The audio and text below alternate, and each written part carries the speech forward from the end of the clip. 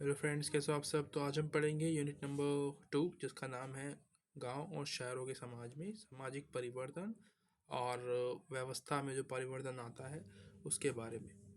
ठीक है, व्यवस्था जो होती है, जो सिस्टम होता है एक समाज का, उसके बारे में पढ़ेंगे। स्टार्ट करते हैं इस वीडियो को। तो हाईलाइट किए हुआ है मैंने कुछ, हमेशा की तरह। आप देख के बड़ी आसानी से समझ पाओगे कि इसके अंदर है क्या। तो ऐसा अक्सर कहा जाता है कि परिवर्तन ही समाज का अपरिवर्तनीय पक्ष है, यानी कि हम कहते हैं कि जो परिवर्तन है वो स्वाभाविक है। ठीक है, नॉर्मल है, होते ही है, सबके लाइफ में होते हैं। देखो, आप छोटे से बड़े हुए हो, आपके अंदर आपकी मेच्योरिटी में फ़र्क आया होगा, आपके सोचने के तरीके में फ़र्क आया होगा, आपके करियर के बारे में आप सोचते होंगे। उससे पहले क्या सोचते हैं, कोई बच्चा छोटा होता है थोड़ा ना सोचता है कि क्या करूँगा मैं। छोटे बच्चे जो होते हैं वो मतलब खेल में कूद में मस्त रहते हैं। अब आपकी एज हो गई है कि आप सोचोगे कि भाई मैं आपके आगे जाके क्या करूँगा। तो वही उसके बारे में बता रहा है कि जो समाज के अंदर जो परिवर्तन होते हैं वो एक स्वाभाविक है, ये कभी बदल नहीं सकते। इसी को कह रहा है अपरिवर्तनीय पक्ष है, यानी कि जो कभी बदल नहीं सकता, वो हमारा सामाजिक परिवर्तन होता है। ठीक है, वास्तव में समाजशास्त्र का एक विषय के रूप में उद्भव जो हुआ है वो 17वीं सदी से और 19वीं सदी के बीच में हुआ है। ठीक है, उसके अलावा पश्चिमी यूरोप जो समाज था, वहाँ पे आप सबसे पहले देखोगे समाजशास्त्र को, और बहुत ही तेज गति से वहाँ पे जो परिवर्तन हुआ है, जिसके पीछे कारण है औद्योगिक क्रांति जो हुई थी यूरोप में, आपको पता होगा, उसकी वजह से। और जो समाजशास्त्री थे उस समय में ही जो है इन लोगों ने इस सब्जेक्ट का एक विचार रखा और इस एक टॉपिक को एक सब्जेक्ट में कन्वर्ट किया कि समाजशास्त्र जो है वो किस तरीके से हमारा जो समाज है वो बदल रहा है। क्योंकि वहाँ पे आपने देखा होगा कुछ बहुत ज़्यादा आंदोलन भी हुए थे, भुखमरी भी वहाँ पे सबसे पहले आई है। तो बहुत सारी चीज़ें वहाँ पे हुई थी, जिसकी वजह से वहाँ के लोगों ने इस चीज़ पे ज़्यादा फोकस किया कि चलो हमें एक सब्जेक्ट पढ़ना चाहिए, है ना, एक समाजशास्त्र सब्जेक्ट बनाते हैं, इसको पढ़ते हैं। और पृथ्वी का आरंभ के बारे में बता रखा है कि भाई 5 लाख वर्ष पहले हुआ था। उसके बाद 6,000 वर्ष पहले मानव जीवन को आप देखते हो पहली बार, 6,000 वर्ष पहले। ठीक है, और पिछले मात्र 400 वर्षों से ही हमने लगातार तीव्र परिवर्तन देखा है, और उससे भी ज़्यादा तेज देखें तो 100 वर्षों में हुआ है, क्योंकि औद्योगिक क्रांति हुई थी। उसके समय में हम देखते हैं कि बहुत ज़्यादा स्पीड में जो है परिवर्तन देखने को मिला है। टेक्नोलॉजी जो है उसने हमें एकदम मतलब बदल के रख दिया। उसके बाद सामाजिक परिवर्तन देखते हो आप कि भाई जो अब सोशल चेंजेस आते हैं समाज के अंदर वो नॉर्मल होते हैं। उसके अलावा आप इसको सामाजिक तौर पे, सॉरी, राजनीतिक तौर पे और आर्थिक तौर पे देखते हो, यानी कि पॉलिटिकली और इकोनॉमिकली हम यहाँ पे देखते हैं जो चेंजेस आते हैं समाज के अंदर। उसके अलावा ये सीमित और विस्तृत दोनों हो सकते हैं, यानी कि एक एक ऐसा परिवर्तन जो कि धीरे धीरे आता हो उसको हम बोलते हैं सीमित, और कुछ ही क्षेत्रों में हुआ हो उसका प्रभाव, तो उसको सीमित कहेंगे। और एक होता है विस्तृत, यानी कि पूरे विश्व में उसका प्रभाव हो और बहुत तेजी से हुआ हो। उदाहरण के लिए ऐसे परिवर्तन को उद्विकास का नाम दिया गया है, जो काफ़ी लंबे समय तक धीरे धीरे होता है। ठीक है, तो एक आपको वर्ड मिल गया यहाँ पे, उद्विकास। इसको आप हाईलाइट कर लेना, डेफिनेटली कर लेना। उद्विकास का मतलब पूछ सकता है आपसे, तो आपको बताना है कि उद्विकास का मतलब होता है वह परिवर्तन जो कि धीरे धीरे होता है। ठीक है, और काफ़ी लंबे समय लेता है उस काम को करने के लिए। जिस तरीके से हमारा एक समाज डेवलप हुआ था, होमोसिपियंस, तो वो जो परिवर्तन हुआ था ना वो बहुत ही स्लो हुआ था, मतलब धीमी गति से उन लोगों ने जो है तरक्की करनी शुरू की थी। और आज आप देखते हो कितनी स्पीड में 100 वर्षों से, मतलब आज से लेके आप 100 वर्षों के पहले चले जाओ, आप पढ़ोगे तो आपको मिलेगा कि कितनी स्पीड से जो है परिवर्तन हुआ है। भारत में खुद देख लो कि हमने हरित क्रांति लाई और बहुत सारी जो है प्राइवेटाइजेशन किया। उससे क्या हुआ कि हमारे जो एक इकोनॉमी थी वो ज़्यादा स्ट्रांग होनी शुरू हो गई। तो ये भी क्या है, एक परिवर्तन था, लेकिन वो तीव्र था, वो तेज था। ये हम बात कर रहे हैं उद्विकास के बारे में, नहीं कि स्लो स्लो जो परिवर्तन होते हैं। उसके बाद सोशल डाइवर्जन के बारे में बता रखा है। ये जो डार्विन है इनका एक सिद्धांत है, सोशल डाइवर्जन। ठीक है, ये कह रहे हैं कि इसे शीघ्र सामाजिक विश्व में स्वीकृत किया जा गया है, के नाम जाना गया है। ऐसा सिद्धांत जिसके अंदर जिसने अनुकूली परिवर्तन के महत्व पर बल दिया है, यानी कि वह परिवर्तन जो कि बहुत ही अनुकूल हो। ठीक है, उद्विकासीय परिवर्तन के विपरीत परिवर्तन जो तुलनात्मक रूप से शीघ्र या अचानक होते हैं, कभी कभी उसे क्रांतिकारी परिवर्तन कहते हैं। जैसे कि हमारी हरित क्रांति, वो एक क्रांतिकारी परिवर्तन था। फ्रांसीसी क्रांति, रूस की क्रांति, औद्योगिक क्रांति, और उसके बाद संचार क्रांति। संचार मतलब जैसे कि मैं अभी आपसे बात कर रहा हूँ, ये एक संचार क्रांति है, ठीक है, यानी कि आप इंटरनेट का यूज़ जो कर पा रहे हो, इसको संचार कहते हैं।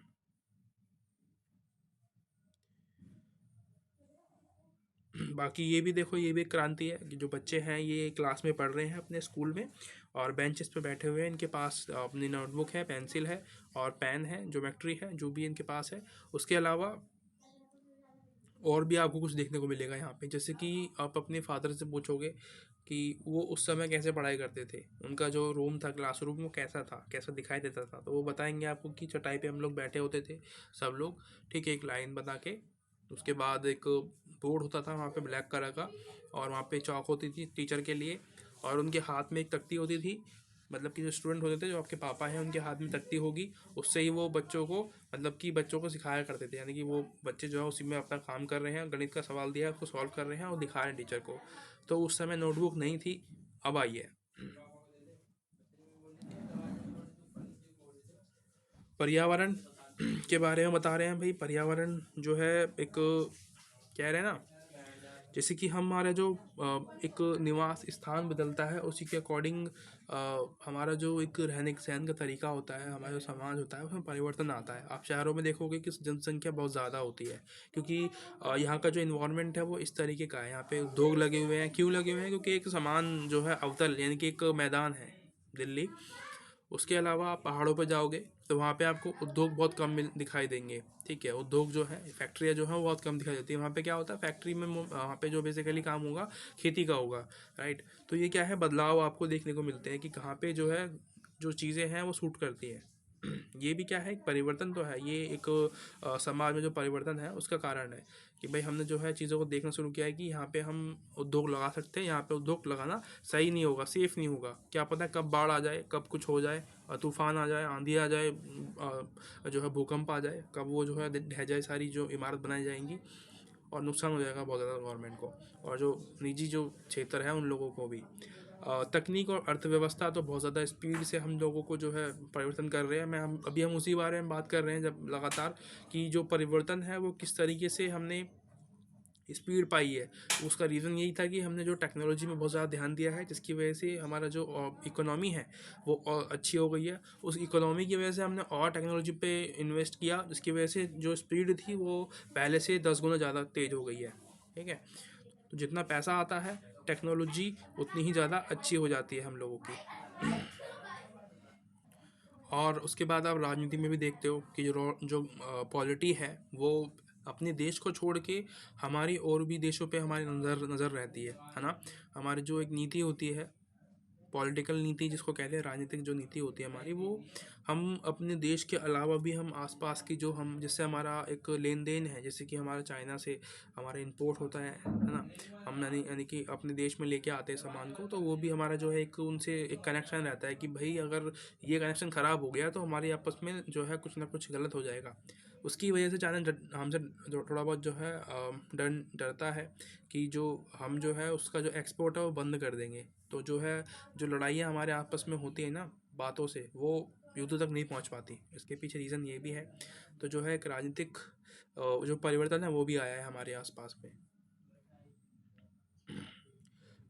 ये भी हमने देख लिया है। दूसरे विश्व युद्ध का एग्जांपल दिया हुआ है कि जब अमेरिका ने जापान पे 2 परमाणु बम गिरा दिए थे अपना वर्चस्व कायम करने के लिए।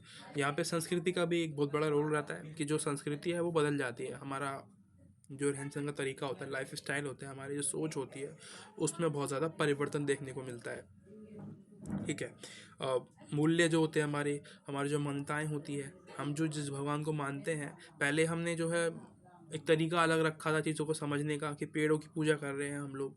पर अब देखते हो आपकी जो पेड़ों की पूजा है वो तो ख़त्म ही हो गई है। आप लोग जो है घर में अपनी करते हैं आराम से, तुलसी माता की पूजा करते हैं। तो ये क्या है, परिवर्तन आया है कि लोगों के पास समय नहीं है कि भाई वो मंदिरों में जाके थोड़ा बहुत मतलब टाइम बिताए, व्यतीत करे, अपने आप को शांत करे। मतलब बहुत सारे लोग करते भी हैं, बहुत सारे लोग नहीं भी करते हैं। अब मैं किसी के लिए ये नहीं कह रहा कि करो, बस मैं यहाँ पे बता रहा हूँ आप लोगों को कि जो हमारे जो कल्चर है उसमें परिवर्तन आया है, ठीक है। शादी करने का तरीका है वो देखो आप, अब हम लव मैरिज भी करने लगे हैं। पहले अरेंज मैरिज ही होती थी इंडिया में, पर अब लव मैरिज भी होती है।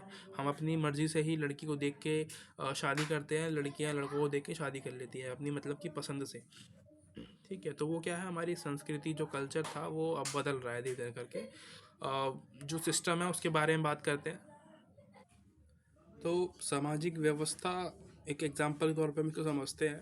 जैसे हमारी बॉडी होती है, शरीर होता है, शरीर के जो विभिन्न अंग होते हैं उनका एक स्थान होता है, ठीक है। एक निश्चित स्थान होता है कि भाई हाँ, हाथ जो है हमारे गर्दन के नीचे होते हैं और हमारे पैर सबसे नीचे होते हैं, ठीक है। सबका अलग अलग काम होता है, निश्चित काम होता है कि भाई इसको यही काम करना है।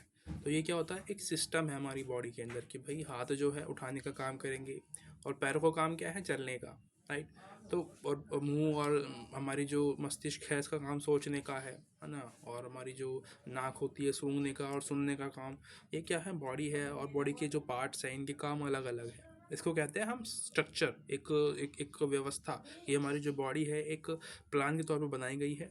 उसी तरीके से समाज के अंदर भी हमारा जो है एक तरीके से कहते हैं व्यवस्था होती है, जिसके हम देखते हैं स्कूलों में, विद्यालय में हम बात करते हैं कि भाई इस स्कूल का जो सिस्टम है वो सही नहीं है, व्यवस्था अच्छी नहीं है। क्यों कहते हैं, क्योंकि वहाँ पे टीचरों का जो काम है वो सही नहीं हो रहा है। टीचर टाइम पे पीरियड नहीं ले रहे हैं, पढ़ा नहीं रहे हैं सही बच्चों को सही तरीके से। और जो प्रिंसिपल है वो अपना काम सही से नहीं कर रहा है, और जो सफाई है, काम है, वो सब कुछ सही से हो नहीं रहे हैं। इस वजह से लोग कहते हैं कि ये जो स्कूल है इसका स्ट्रक्चर जो है, इसका जो व्यवस्था है, सिस्टम है, वो सही नहीं है, ठीक है। तो ये क्या है, इसी तरीके से समाज भी होता है। समाज में जब चीज़ें सही से काम नहीं कर रही हैं, लोग अपने अपने दायित्व को समझ नहीं रहे हैं, सही तरीके से काम नहीं कर रहे हैं, उसको हम कह रहे हैं सामाजिक व्यवस्था, ठीक है।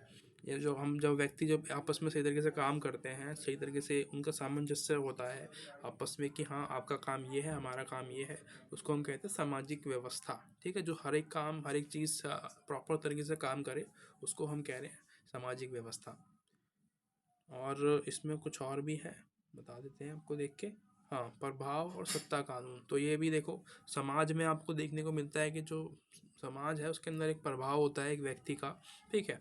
जैसे कि एक समाज में हम देखते हैं परिवार को, तो परिवार के अंदर हमारे जो पेरेंट्स होते हैं या हमारे जो दादाजी होते हैं, दादी होती है, उनका प्रभाव होता है, ठीक है। उनके जो रूल्स होते हैं, उनके जो कानून होते हैं वो सबको मानने पड़ते हैं। उसी तरीके से एक समाज होता है, एक एक राज्य होता है, उसके अंदर कानून आते हैं, गवर्नमेंट वो बनाती है हम लोगों के लिए, ठीक है। ताकि जो चीज़ें हैं एक सिस्टम के तौर पे, सिस्टम जो है एक सामाजिक जो व्यवस्था है वो सही से काम करे, ठीक। इसको कह रहे हैं हम। उसके बाद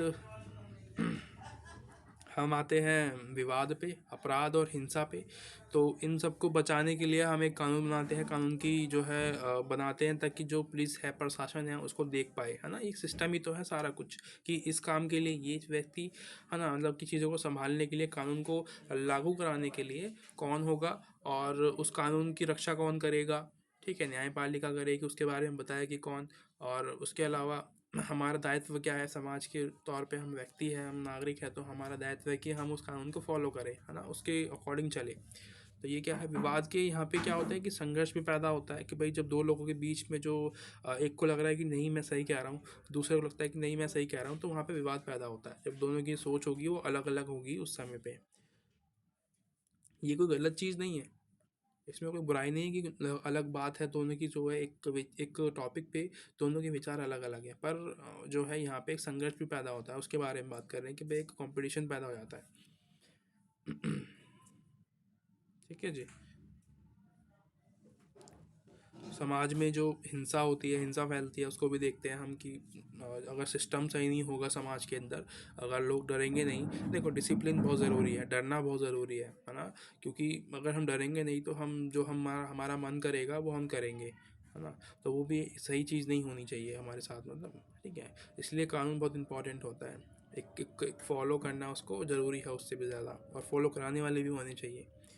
गांव और कस्बों व्यवस्था, इन सब की जो होती है, मैंने ये शहर वगैरह में जो एक रूल फॉलो करने का तरीका होता है, व्यवस्था होती है, जो चेंजेस होते हैं, वो उसके बारे में बता रखा है, ठीक है। वही सेम बातें हैं जनसंख्या के बारे में बता रखा है कि जब किसी शहर में जनसंख्या ज़्यादा होती है और गाँव में कम होती है, ठीक है, ये भी बदलाव है। खाना बदोश के बारे में बता रखा है कि भाई किस तरीके से जो खाना बदोश थे पहले तो अस्थायी थे, यानी कि घूम घूम के खेती करा करते थे ये लोग, एक स्थान पर रुकते नहीं थे।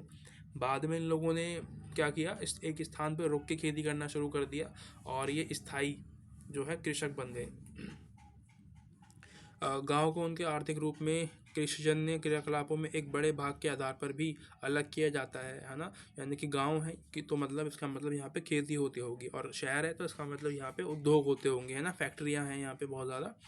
इस तरीके से हम जो है चीज़ों को डिवाइड करते हैं, देखते हैं। और ग्रामीण क्षेत्रों में व्यवस्था, ग्रामीण परिवर्तन, ये सब चीज़ें जो हैं आप खुद पढ़ सकते हो, बहुत ईजी चीज़ है। मैं जो मुश्किल लगता है ना मैं आपको वही बता रहा हूँ।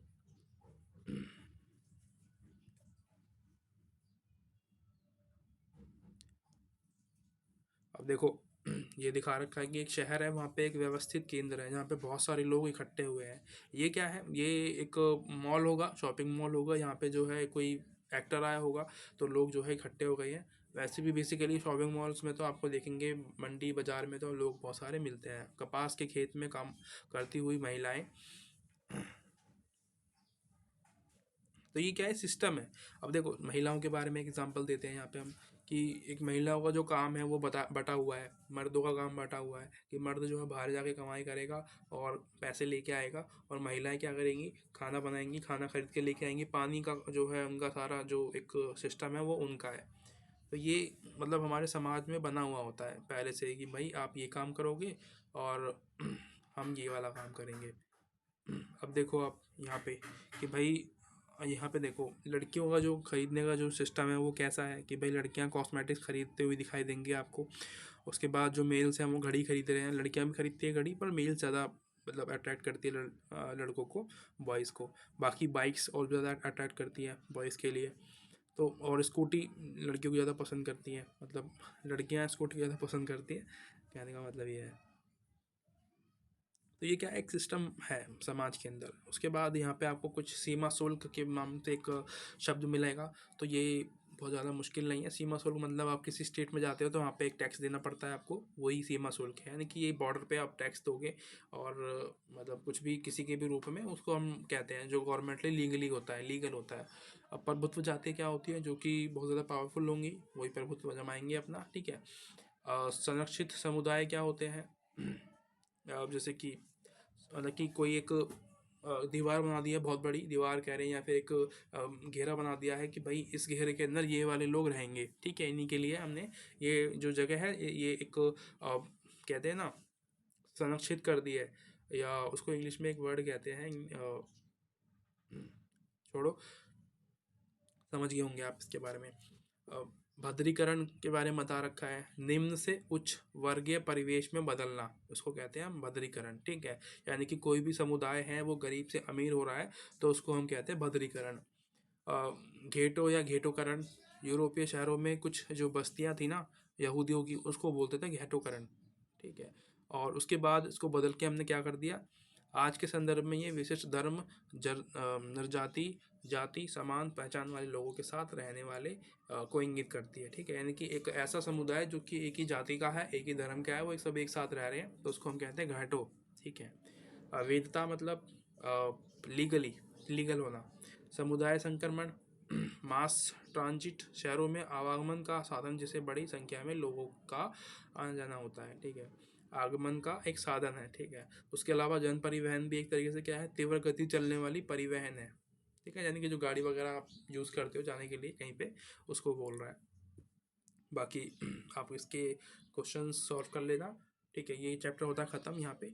मिलते हैं नेक्स्ट वीडियो में। थैंक यू सो मच अभी के लिए, बाय बाय।